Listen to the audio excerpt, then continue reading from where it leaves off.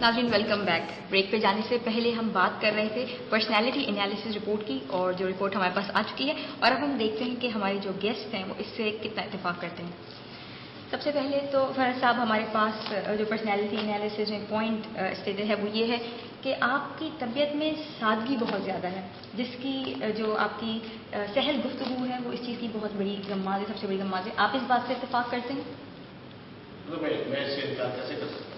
तो एक आप मुझे कॉम्प्लीमेंट दे रही है, और इस कॉम्प्लीमेंट को तो नहीं, you really deserve it. Means हमारी ये तमाम वो ऑब्जर्वेशन है जो कि खुसूसन हमारे इस प्रोग्राम पर मबनी है, और इस तमाम डिस्कशन हमारे तंजीम से भी ये बात बताई जाती है, और मैं समझता हूँ हमारे बड़ा सादगी होना चाहिए। अब मुझे नहीं पता इस सादगी से आपकी मुराद मेरी सादा बातें हैं या मेरा सादा लिबास है। नहीं, हमने सहल अंदाज़े गुफ्तगू पहले ही जैसे कि इसको बयान कर दिया। हम अपने दूसरे पॉइंट की तरफ चलते हैं, और वो ये है कि आप एनालिटिकल होने के साथ साथ एम्बिशियस भी बहुत हैं। आप अपनी मंजिल को हासिल करने के लिए दूसरों के कंधे का इस्तेमाल नहीं करते। आप इस बात से इत्तेफाक करते हैं? जी बिल्कुल, ये बात फैक्ट है कि आज भी मैं जिस जिम्मेदारी पर हूँ, मैं ये समझता हूँ कि मैं इसका अहल नहीं था।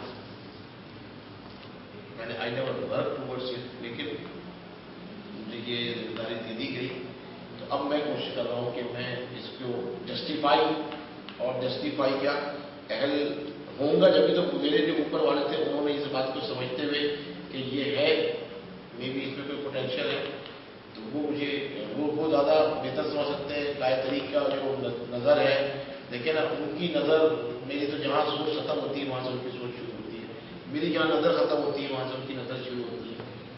तो आपकी बात से मैं बिल्कुल के हाँ, सही बात है कि कोशिश करते हैं कि टारगेट रख के देखें और उसे अचीव किया जाए।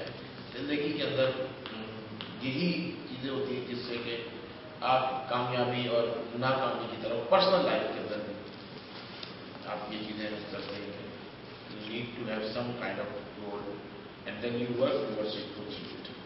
और हमारा जो लास्ट पर्सनैलिटी एनालिसिस का पॉइंट है वो ये है कि आप एतमाद के मामले में बहुत ज़्यादा सेलेक्टिव हैं, लेकिन जब भी किसी पर एतमाद करते हैं आप बिल्कुल उसके ऊपर कामिल एतमाद की बात करते हैं। क्या ये बात भी सही है? बिल्कुल। देखिए, मैं यहाँ पर एक नजरिए कोर्स कहूँगा कि जिन्होंने कहा कि गरीब वो नहीं जिसके पास दौलत नहीं, गरीब वो है जिसके पास दोस्त नहीं। मैं तो बिल्कुल, और जाहिर है कि एतमाद तो करना पड़ता है आपको, क्योंकि अकेला इंसान कुछ नहीं कर सकता।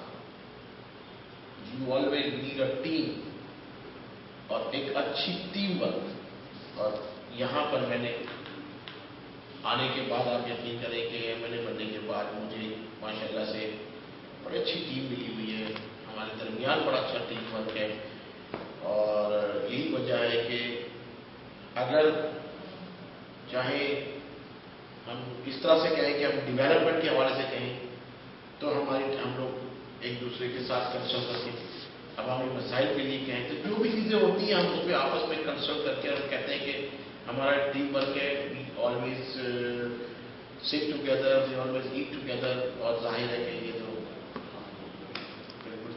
फरहत साहब, आपका एक मरतबा फिर बहुत बहुत शुक्रिया कि आप हमारे प्रोग्राम में आए। आपने हमारे प्रोग्राम के लिए अपने कीमती वक्त में से जो है हमें थोड़ा सा टाइम दिया। आपका बहुत बहुत शुक्रिया। Thank you so much. मैं आपका भी बहुत शुक्रगुजार हूँ, आपके जाने का भी बहुत शुक्रगुजार हूँ जिन्होंने मुझे इस काबिल समझा कि मुझे यहाँ बुलाया और मुझसे इंटरव्यू किया।